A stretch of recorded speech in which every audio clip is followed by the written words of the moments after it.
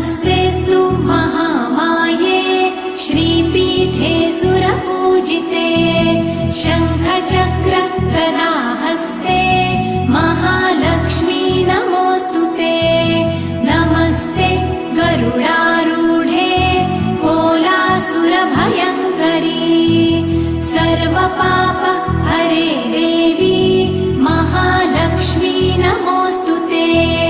महादेव्यै च विद्महे विष्णुपत्न्यै च धीमहि तन्नो लक्ष्मी प्रचोदयात्।